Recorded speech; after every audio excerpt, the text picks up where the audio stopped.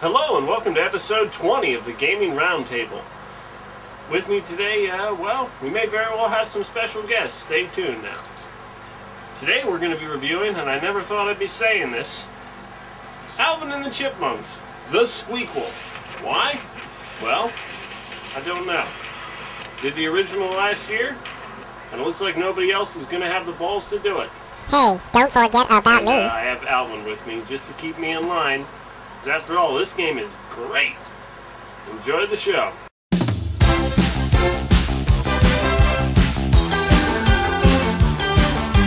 Watch out, 'cause here we come. It's been a while, but we're back with some... Wait.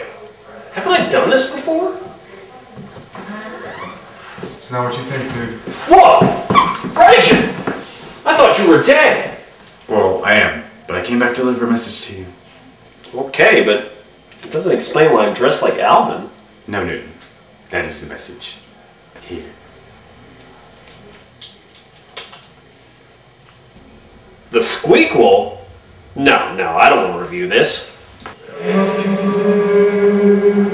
Ryan, don't leave me again! Ugh, what do I do now? Oh, god damn it! Okay.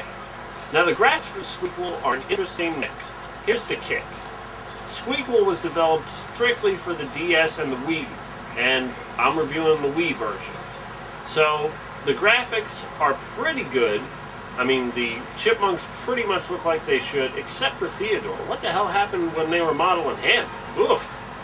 He's completely screwed up. He looks like he came out of a horror movie. What you talking about, Newton? He does, okay? Jeez. Pissed off already. Alvin looks fine, yeah. You bet your ass. Alvin looks fine, and the Chipettes look fine, and Simon looks fine. Overall, the graphics are a mixed bag.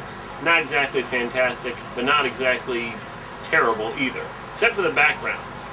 I mean, really, the stage looks exactly the same, no matter what city you're in, except, oh yeah, sometimes in Chicago they'll have guitars, or if you're in China they'll have gongs in the background. In Egypt, guess what? There's a pyramid. Did a 5-year-old who took geography do the backgrounds? Just curious. Listen, you son of a... Seriously, just curious. For graphics, I give Alvin and the Chipmunks, the Squeakquel, a 3 out of 5. They're not great, but they're not bad. It's cool. No harm done. Sound for the Squeakquel? Well, it's a major improvement over the first one. The songs that are in it are actually from the films. How We Roll, Get Monked, Coast to Coast, Mess Around. These are all from the films. The soundtrack I give major props because, wow, it was pretty damn awesome. Yeah, you know it.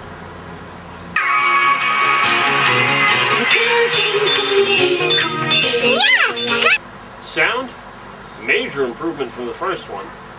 And you either like high squeaky voices, or you don't. 4 out of 5. Oh, booyah! Now, as far as the gameplay of the Squeakquel goes, guess what? That's where it falls flat. Because the gameplay, you shake your hands around like an idiot.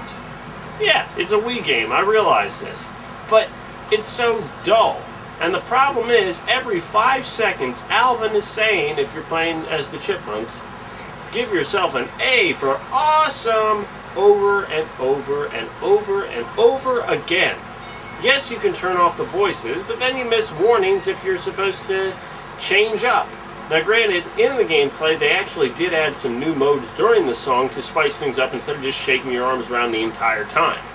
Simon and Jeanette do like a collect thing where you're supposed to pick up notes.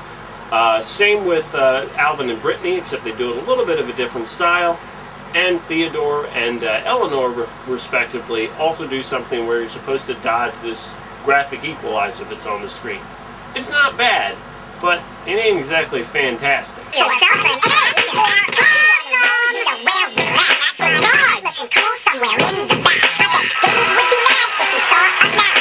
For gameplay, well, it's better than the first one, but come on, the first one had no gameplay, and this one has slightly more. 2 out of 5. It is on like Donkey Kong. Okay, now it's time to take a trip back in time to our retro reflections with my special guest, Decker Shadow. Decker?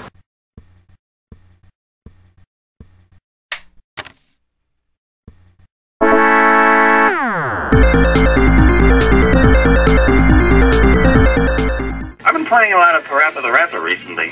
Oh, really? That game is a classic. How does it compare to the Squeakquel? Well, they're both music-based games. The music genre didn't really take off until the CD formats came out as the mainstays. They weren't really possible until high-quality sound could be readily stored on the game formats. Oh, wow. You know, that sounds very similar to the Squeakquel. Well, unlike the Squeakquel, all the songs on the Parappa the Rapper soundtrack were original, and while not masterpieces, they are definitely entertaining. I wouldn't suggest buying a soundtrack of this game, but definitely picking it up. Now it's time for one of my favorite sequences. This is the one where we talk about what's currently going on in the gaming industry. You know you're acting like it's down now. You know but you're acting like it's down now. You know you're acting like it's down now.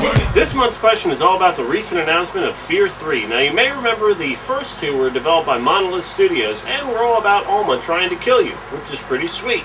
So I'm excited to see a third. Cool thing is, John Carpenter's on board, so is Steve Niles. You may know John Carpenter from his works on The Thing and Christine, Steve Niles from 30 Days of Night. So we got some cool stuff on board. However, Monolith is not developing this one. Are you scared? Hey, it's Fear. Let's see what Decker Shadow has to say. Decker? I think that this is a smart move for the studio as a business decision, making a sequel to a very popular franchise of theirs. It will be judged based on how it is compared to the prior games in its series, whereas if they were to make a new IP, they would have to be judged based on their last work, that being Fracture, and no matter how good of a new IP they would make, is a high possibility that no one would give a damn. Now with Fear not being developed by Monolith Studios, I must say I'm a little fearful about the franchise. Now Day One Studios is a good developer. They did MechAssault 1 and 2. They even ported the original Fear to the Xbox 360 and PlayStation 3 respectively. However, their last game, Fracture. Need I say more? They're taking over the reins for Fear 3 as far as the developer is concerned. Please tell me they're going to keep Monolith's dream alive. Otherwise, Fear should have died with 2. What can I say? How many people want to kick some ass?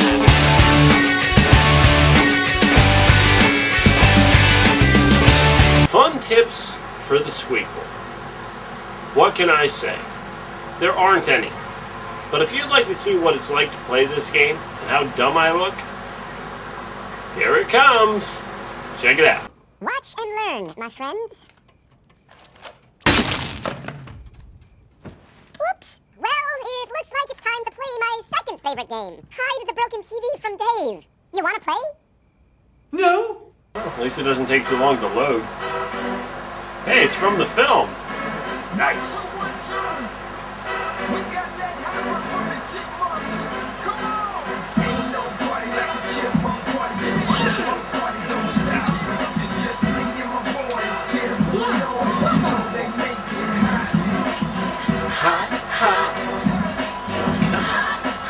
Come on.